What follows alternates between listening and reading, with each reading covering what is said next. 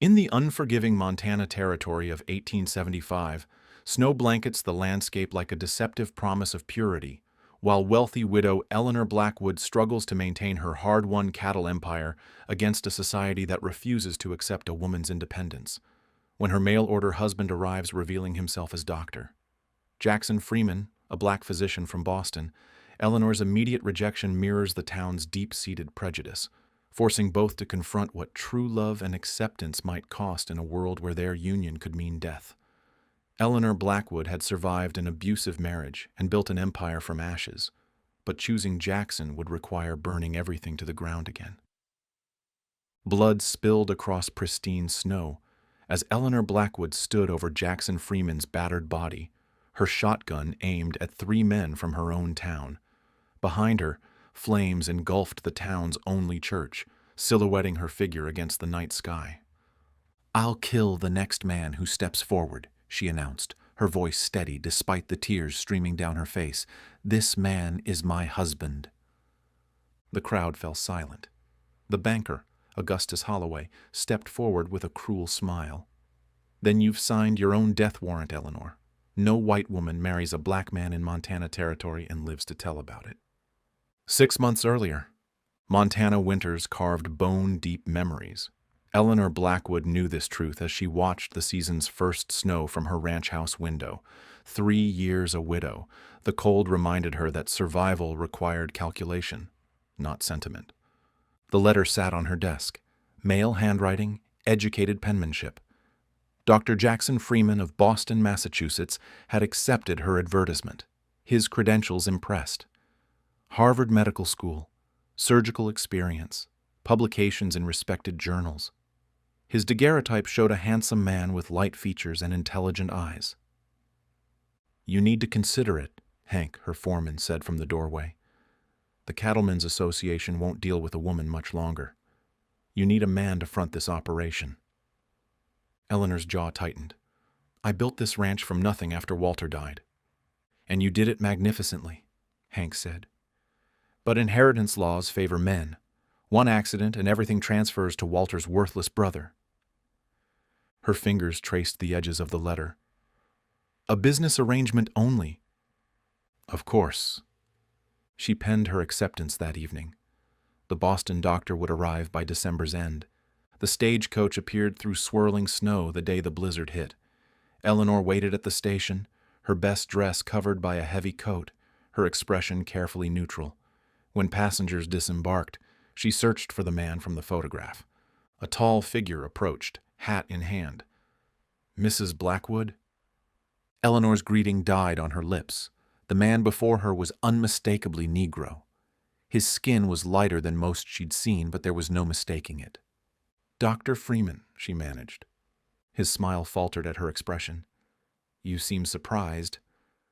The photograph was unclear. Understanding dawned on his face. He stood straighter. "I see." Eleanor glanced around the station. People stared.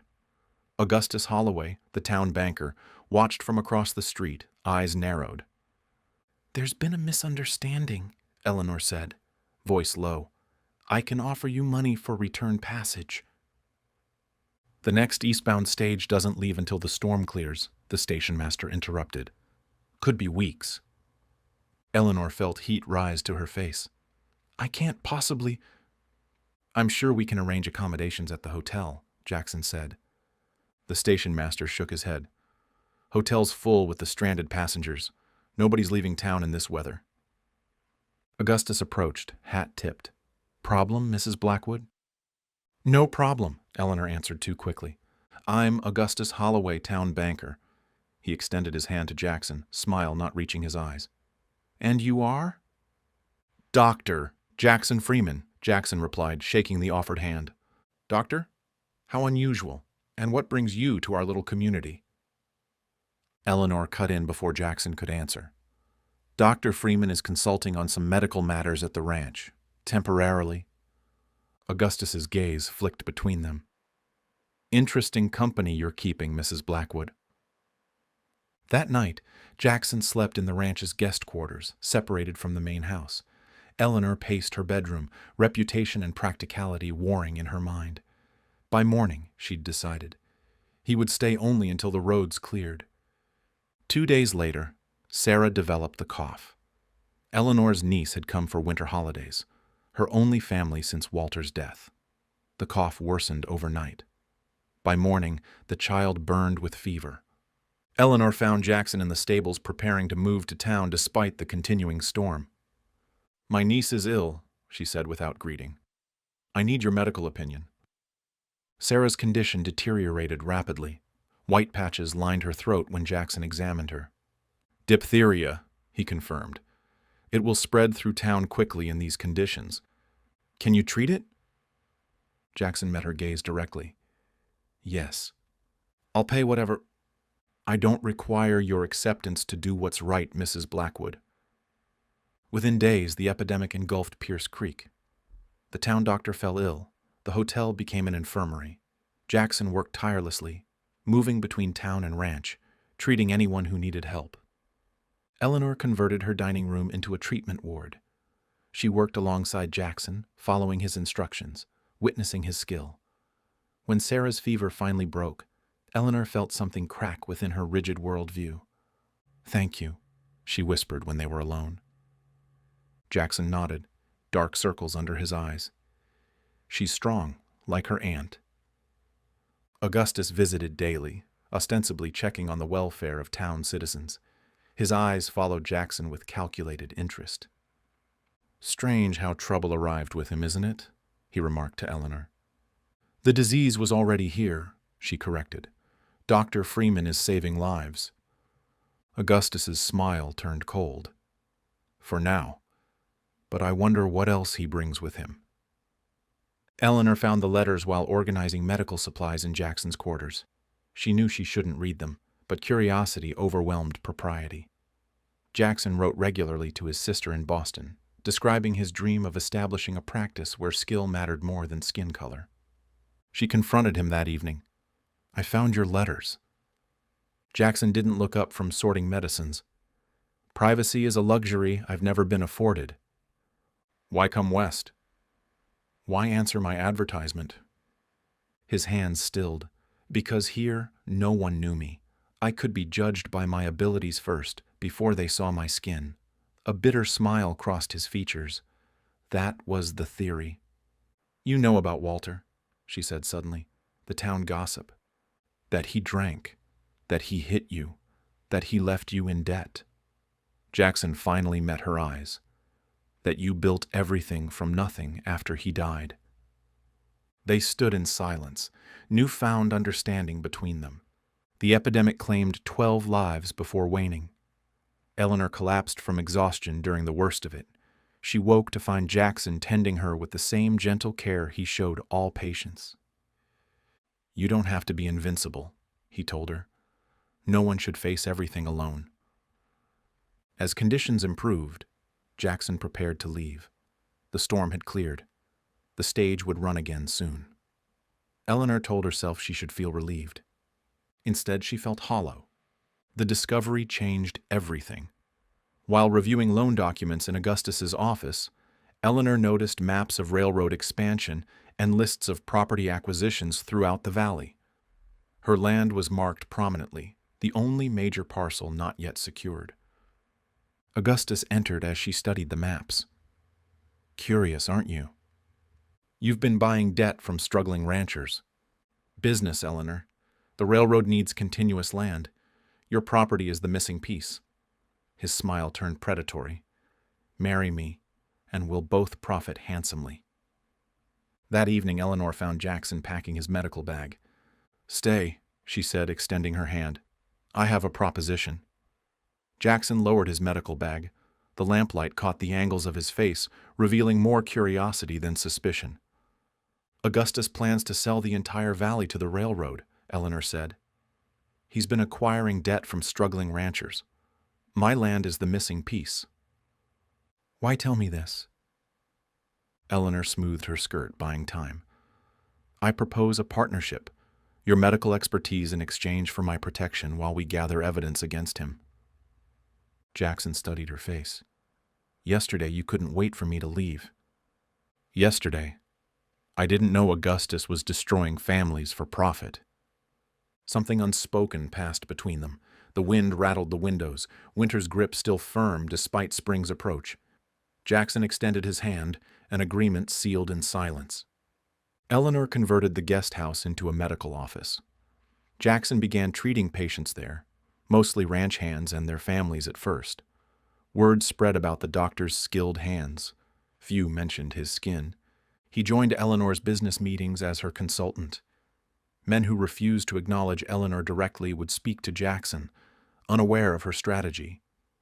She watched respect reluctantly form for his intelligence, his precise questions revealing more than any ledger. The ranch hands divided quickly. Some remembered Jackson's work during the epidemic. Others resented his presence, refused treatment, spoke in whispers when he passed. "They'll come around," Hank assured Eleanor one evening. "Most are good men. Just need time." Time revealed more than tolerance. As snow melted, Eleanor and Jackson began visiting neighboring properties. The official reason, introducing her new ranch doctor. The truth, gathering evidence of Augustus's predatory lending. They documented everything. Interest rates changed on signed agreements. Foreclosure notices for minor infractions. Property boundaries mysteriously shifted on county records. "He's built a house of cards," Jackson said, studying their notes one night. One strong wind would collapse it. Eleanor nodded, aware of how close they sat, papers spread between them on her dining table. Sarah had returned to her parents. The house felt different now, quieter, more intimate. "The railroad commissioner visits next month," she said. "If we present evidence, then we'd need proof of documentation tampering." Their eyes met over the papers. Possibility hung between them like smoke. That night, lightning cracked the spring sky. A late snow squall swept across the valley. Eleanor woke to find Jackson in her kitchen, boiling coffee. "Couldn't sleep," he explained. "Mind keeps working." They sat at her table, mugs warming their hands. Outside, wind bent the trees in supplication. "Why did Walter hit you?" Jackson asked suddenly. Eleanor's fingers tightened around her mug. "Because I couldn't bear children. Because the ranch was failing. Because whiskey made him mean." She looked up. "Why did you really answer my advertisement?" "Because I was tired of being seen as a novelty. Harvard's token Negro doctor." His smile held no humor. "I thought distance might grant dignity." Morning found them asleep at the table, hands inches apart across scattered papers. When Eleanor woke, she found Jackson watching her, something unreadable in his eyes. Spring brought green to the valley. Together they rode to the county seat, searching property records. Augustus's name appeared throughout, acquiring land in a clear pattern. The railroad's planned route became obvious. "He's promised them continuous access," Eleanor said on the ride home. "Every property he's acquired forms an unbroken line. Except yours." Eleanor watched the horizon, where her land stretched beyond sight. "He's been courting me for a year. Thought I'd be grateful for male attention."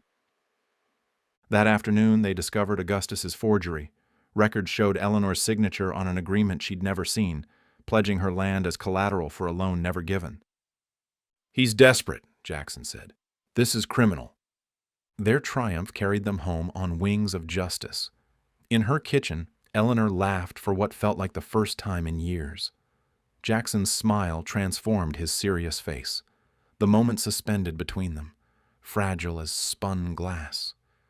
Neither could say who moved first. One moment they stood separated by propriety.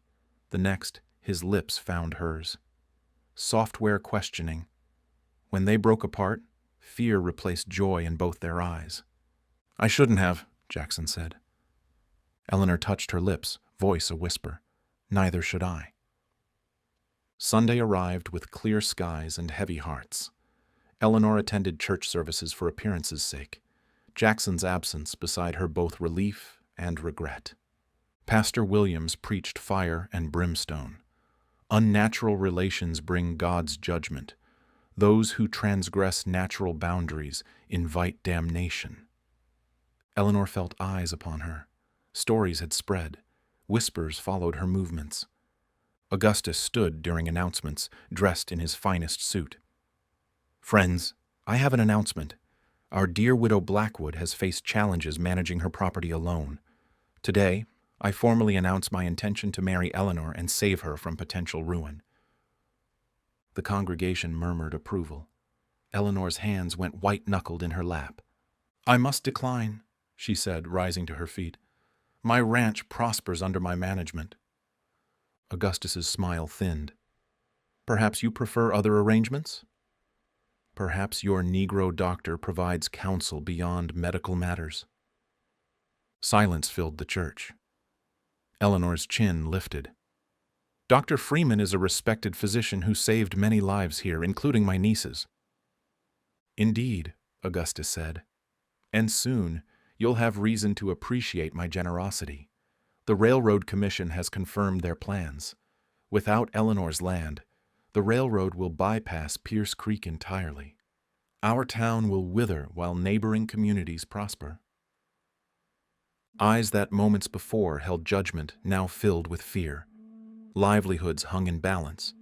Property values, futures, all dependent on Eleanor's compliance. She left services without speaking further. Augustus followed her outside. "Consider carefully, Eleanor. The town needs this railroad. Your stubbornness will destroy families. Your greed already has." His voice dropped low. "Careful.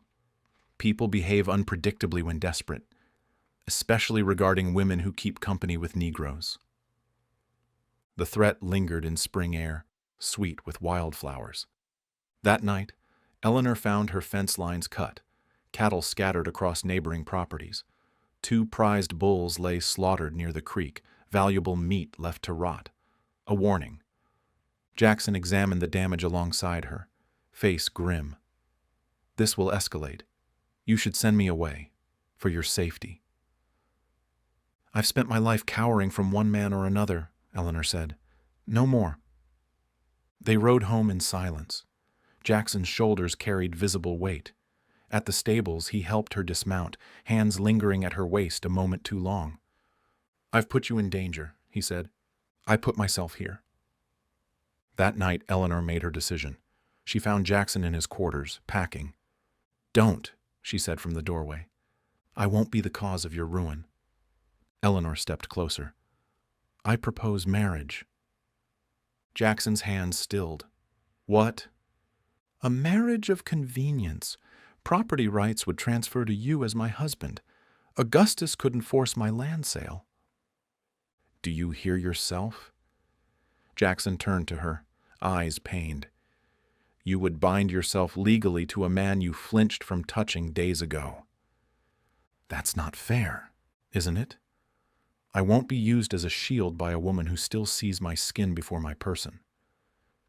Eleanor's words died in her throat. His assessment cut deep because it held truth. She'd changed, yes.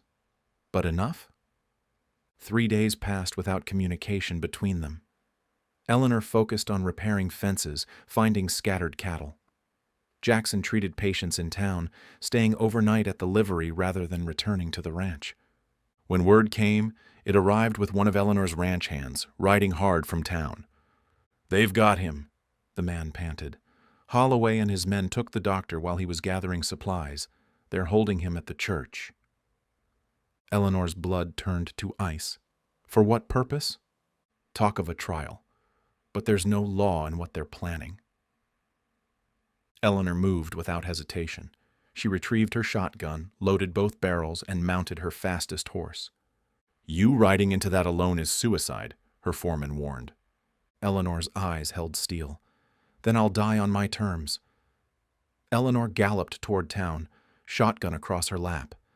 Twilight stretched shadows across the road like grasping hands. Each hoofbeat echoed her heartbeat. Each mile revealed more of her truth.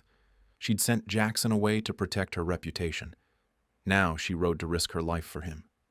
Pierce Creek appeared on the horizon, church steeple silhouetted against the darkening sky. People gathered in the street, drawn by shouting from the white clapboard building.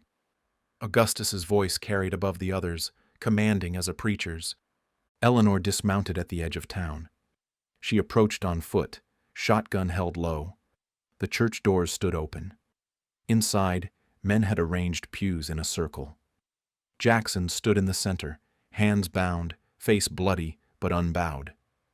"This man," Augustus proclaimed, "has corrupted our community, bewitched its most vulnerable widow." Murmurs rippled through the crowd. Eleanor recognized faces, men who'd shared her table, women who'd worked beside her during the epidemic. "What law has he broken?" she called from the doorway. Heads turned. The crowd parted. Augustus smiled like a wolf discovering injured prey. "Ah, Mrs. Blackwood, how good of you to join us." "Release him." Augustus circled Jackson like a vulture. "He's exposed himself as a man with ambitions beyond his station. Documents found in his possession prove he intended to acquire your property through manipulation." "Liar," Jackson said, voice steady despite his bruised face. "We have your letters," Augustus countered. "Your plans to establish yourself here, your ambitions regarding Mrs. Blackwood's assets." Eleanor stepped forward. "The only one plotting to steal my land is you, Augustus." She produced the forged documents from her pocket. The banker's face tightened almost imperceptibly. "We found your forgeries, your plans to sell the entire valley to the railroad." "Ridiculous," Augustus scoffed. "I've done nothing but try to bring prosperity to Pierce Creek." "By destroying its people first?" Eleanor turned to the crowd. "He's acquired debts from half the properties in the valley, changed interest rates, altered boundaries." Doubt flickered across several faces. "Not enough." "Even if true," Pastor Williams interjected, "it doesn't excuse the unnatural association between you and this Negro. A decent woman would never—" "A decent woman would recognize truth when faced with it," Eleanor cut in. "Dr. Freeman saved your child's life during the epidemic. Saved many of your lives." The pastor's eyes dropped. Others shifted uncomfortably. Augustus moved toward Eleanor, voice lowered to reach only her ears. "If you leave now, your reputation might survive. Stay, and you'll lose everything." Eleanor raised her voice. "Dr. Freeman came here because I advertised for a husband. The arrangement wasn't what either of us expected, but he's shown more honor than any man in this room." Jackson's eyes held hers across the church. Something unspoken passed between them. Understanding. Forgiveness. Augustus's patience snapped like dry kindling. "Enough of this farce. If the widow insists on defending her Negro lover, she condemns herself." He gestured to his men. "The evidence is clear. Both have conspired against this town's future." Two men moved toward Eleanor, her shotgun raised. "Step back." "She threatens good Christian men," Augustus announced. "Her mind is clearly addled. Restrain her for her own protection." Eleanor fired a warning shot into the ceiling. Wood splintered. Women screamed. In the confusion, she moved to Jackson's side, using her knife to cut his bonds. "This has gone far enough," she said to the assembled crowd. "Any man who moves against us will answer to this." She leveled the shotgun. Augustus's face contorted. For a moment, Eleanor glimpsed the man beneath the respectable banker's mask. Rage, desperation, fear of losing control. He reached beneath his coat and produced a match. Without warning, he struck it against the wall and tossed it toward the altar. Dry spring had left the wooden church vulnerable. Flames caught the altar cloth, spread to curtains. Smoke billowed. "Now we'll see God's judgment," Augustus declared, backing toward the door. "Those who survive belong in Pierce Creek. Those who burn do not." Panic erupted. People pushed toward the doors. Eleanor grabbed Jackson's arm, pulling him toward a side exit. Outside they ran, choking on smoke, eyes watering. Behind them, the church burned like a funeral pyre. They hadn't made it 20 yards when Augustus's men intercepted them. 3 miners with clubs and hatred in their eyes. The first swing caught Jackson's shoulder. He stumbled, fell to one knee in the snow. Eleanor raised her shotgun, drew a bead on the lead attacker. Her voice emerged calm despite her racing heart. "I'll kill the next man who steps forward. This man is my husband." Blood spilled across pristine snow as Jackson struggled to rise, his wounds leaving crimson trails on white ground. Behind them, flames engulfed the town's only church, silhouetting Eleanor's figure against the night sky. The crowd that had escaped the fire gathered at a distance. Augustus pushed to the front, his cruel smile visible in the firelight. "Then you've signed your own death warrant, Eleanor. No white woman marries a black man in Montana territory and lives to tell about it." Eleanor's finger tightened on the trigger. "Try me." The standoff stretched. In the distance, a bell rang the fire alarm. Men would come with water buckets soon. Time was short.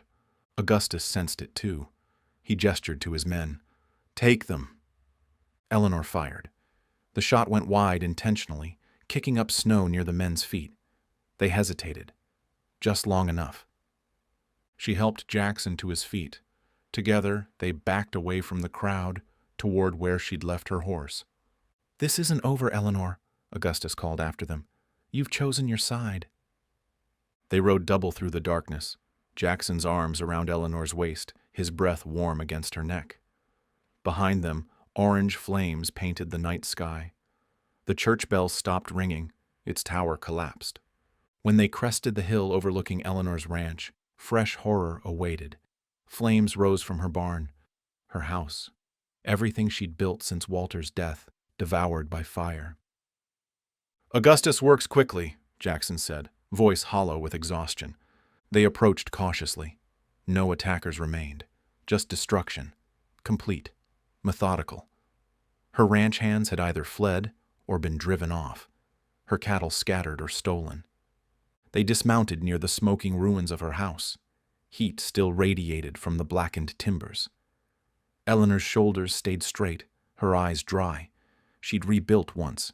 She could again. "I'm sorry," Jackson said. Eleanor turned to him. "For what?" "For bringing this upon you. I brought it on myself when I challenged Augustus." She touched his bruised face gently. "We both did." They made camp in the stable, the only structure left standing. Jackson tended his wounds with supplies from his medical bag, which had survived in the saddlebags. Eleanor built a small fire, brewed coffee from her emergency supplies. Morning brought clarity and visitors. The carriage appeared on the horizon just after dawn. Eleanor watched its approach, shotgun ready. Jackson stood beside her, medical bag in hand instead of a weapon. The carriage stopped 50 yards away. A woman emerged. Well-dressed, city clothes, dark hair beneath a fashionable hat. She walked toward them with purpose, apparently unconcerned by the shotgun. "Mrs. Eleanor Blackwood?" she called. Eleanor didn't lower her weapon. "Who's asking?" "My name is Violet Holloway." The woman stopped at a respectful distance. "Augustus Holloway is my husband." Eleanor and Jackson exchanged glances. The woman noticed. "Yes, my husband. Of 15 years. Her smile held no humor. "I see his proposal to you was as sincere as his other dealings." "What do you want?" Eleanor asked. "To inform you that Augustus has been playing this game across 3 territories." She opened her handbag, removed several papers. "He's acquired land through similar schemes in Colorado and Wyoming, always preceding railroad expansion." Eleanor took the papers, property deeds, marriage certificates, arrest warrants. "The authorities are searching for him now," Violet continued. "His forgeries were discovered in Cheyenne. When I learned he was operating here, I came immediately." "Why?" Jackson asked, speaking for the first time. Violet's eyes measured him, noting his injuries without comment.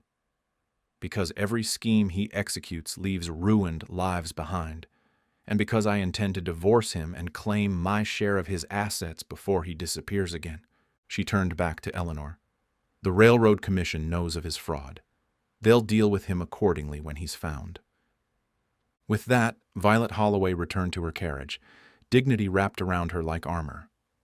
The driver turned the horses, heading back toward town. Eleanor and Jackson stood in silence, watching dust rise from the carriage wheels. Around them, smoke still rose from the ruins of everything Eleanor had built. "What now?" Jackson asked quietly. Eleanor surveyed the destruction. "We rebuild." "We?" She turned to him, really seeing him for the first time. Not his skin, not his usefulness. Him, a man who'd endured hatred with dignity, who'd healed when others sought to destroy. "If you'll stay." Dawn spread across the Montana sky, painting the charred remains of Eleanor's ranch in unforgiving light. Jackson stood beside her, their shoulders nearly touching, surveying what remained of her life's work. In the barn's shadow, Eleanor's horse nickered softly, the only sound in the devastating stillness.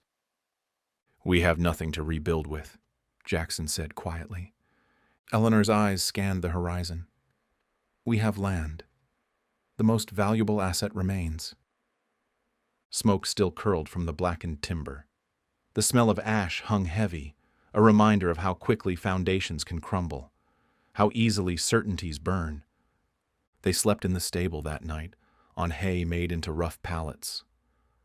Eleanor woke to find Jackson already tending the small fire, coffee brewing in the rescued pot. His medical training showed in his efficiency, his caution in his vigilance. "We should leave," he said when he noticed her watching. "Start somewhere new." Eleanor sat up, hay clinging to her dress. "This is my home. It's ashes now." Her chin lifted, the familiar gesture of defiance that had carried her through widowhood, through debt, through rebuilding once already. Ashes make good fertilizer. By midday, visitors arrived, not attackers, but allies. Hank, her foreman, returned with 3 ranch hands. They'd fled during the attack, regrouped in the hills. Their eyes held shame at their retreat, determination in their return. "We're here to help rebuild," Hank said simply. Eleanor nodded once, the closest she could come to forgiveness. They began clearing debris immediately, salvaging what little remained unburned. The next morning brought another unexpected visitor. Pastor Williams arrived alone, on foot, hat in hand. His eyes couldn't meet Eleanor's directly. "Augustus has been arrested," he said without greeting, "for arson and fraud. The authorities came from Cheyenne." Eleanor's face revealed nothing. "Why are you here, Pastor?" "My child would have died without Dr. Freeman's care during the epidemic." His knuckles whitened around his hat brim. "I've been thinking about redemption."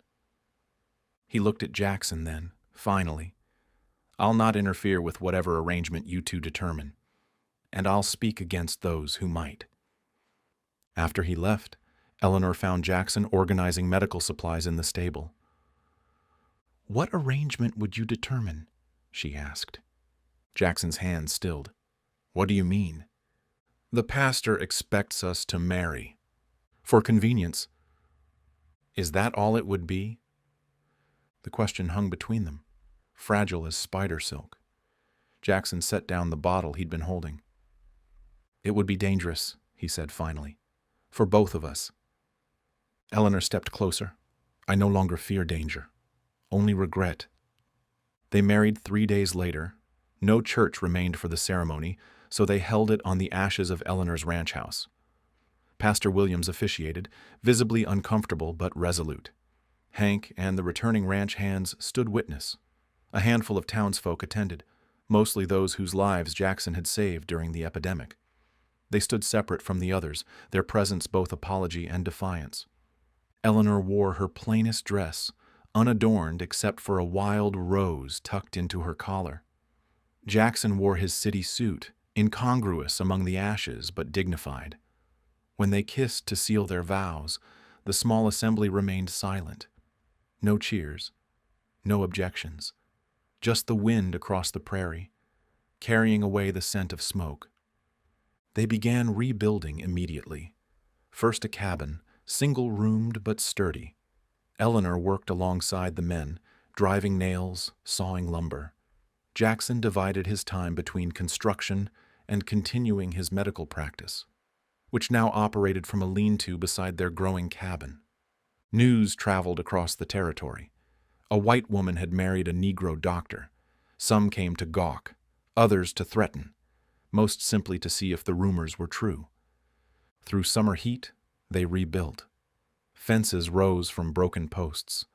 Corrals took shape from salvaged timber. Eleanor tracked down scattered cattle, purchased new stock at deflated prices from neighbors who could no longer maintain their herds after Augustus's schemes collapsed.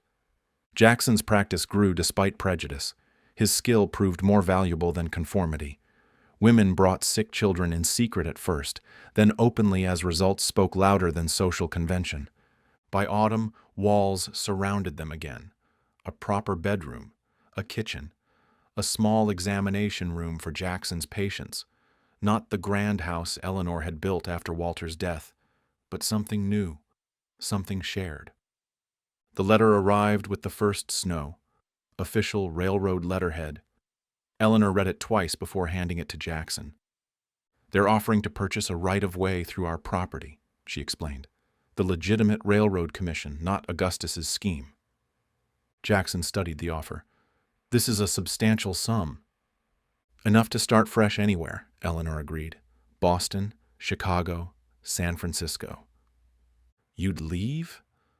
Eleanor looked around their small home, the ranch taking shape again beyond the windows, the life they'd begun building together despite everything. "Would you want to?" Jackson set the letter aside. "I came west seeking something I couldn't name. I thought it was professional respect." "And now?" "Now I think perhaps it was you." Their second winter together brought harsh storms but held none of the previous year's desperation. Their cabin stood warm against prairie winds. Jackson's medical practice flourished, patients coming from 3 counties for his care. Eleanor's herd grew, her business acumen undiminished by marriage. "It's nothing like I imagined," she told him one night, watching as he removed his boots by the fire. "What isn't?" "Marriage, the second time." Jackson smiled, the expression transforming his scholarly face. "Better or worse?" "Different." Eleanor's hand reached for his across the small space between their chairs. "Real." Spring arrived early. Green pushed through black earth where fire had purged the previous year's growth. New life from destruction's remnants. The metaphor wasn't lost on either of them. On the anniversary of their first meeting, they stood on the hilltop overlooking their property. Below, the railroad construction advanced along the edge of their land.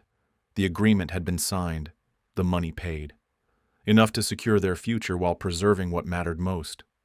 "Is it what you imagined?" Jackson asked, watching the first train rumble through the valley. Metal wheels on new-laid track, progress cutting through wilderness. Eleanor smiled. It's better."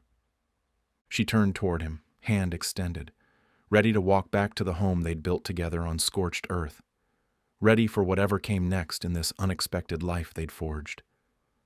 The crack split the air like thunder from a clear sky. Jackson stumbled forward. Confusion crossed his face first, then pain. Eleanor caught him as he fell, his weight driving them both to the ground. Blood blossomed across his shirt, bright against white cotton, final as a period at the end of a sentence. In the distance, a lone figure on horseback galloped away. Augustus Holloway, escaped from custody, had claimed his revenge. Eleanor cradled Jackson in her arms, pressing desperate hands against the wound.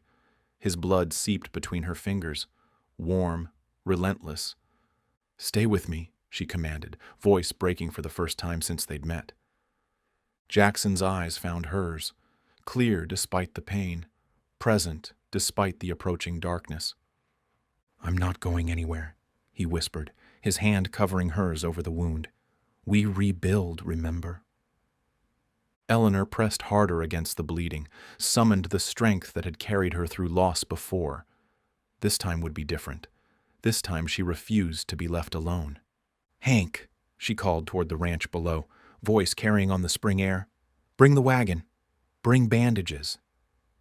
The minutes stretched eternal. Jackson's breathing grew shallow. His skin paled beneath its warm brown. Eleanor held him, rocked him gently, refused to acknowledge the possibility of loss. The wagon rattled up the hill. Hands reached to help. Gentle despite their calluses, they lifted Jackson onto the wagon bed. Eleanor climbed in beside him, maintaining pressure on the wound. Her dress soaked with his blood, her face set in determination. "To town," she ordered, "fast as the horses will run." 3 days Jackson lay between worlds. Eleanor never left his side. She changed bandages, fed him broth, whispered promises only he could hear. On the 4th morning, his fever broke. His eyes opened, found hers. "You're still here," he murmured. Eleanor took his hand, kissed the palm that had healed so many, now healing itself. "Always." They captured Augustus 2 counties over. Justice claimed him properly this time.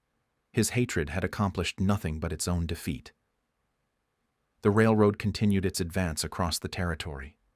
Pierce Creek grew around the new station. Prosperity followed iron tracks across the prairie. 1 year later, Eleanor and Jackson stood again on the hilltop where he'd fallen. The scar on his chest had healed pink and proud beneath his shirt. Eleanor's hand rested in his, her other hand curved protectively around her growing belly. Evidence of life continuing, of love triumphing over hatred. Below them, their ranch spread in all directions. Cattle grazed on green spring grass. A new house stood where fire had claimed the old, larger, stronger. The south wing housed Jackson's thriving medical practice. The north wing awaited their child. "Is it what you imagined?" Jackson asked, echoing his question from a year before. Eleanor watched the train rumble through the valley below, metal wheels on new-laid track, progress cutting through wilderness. Her land, their future. "No," she smiled, "it's better.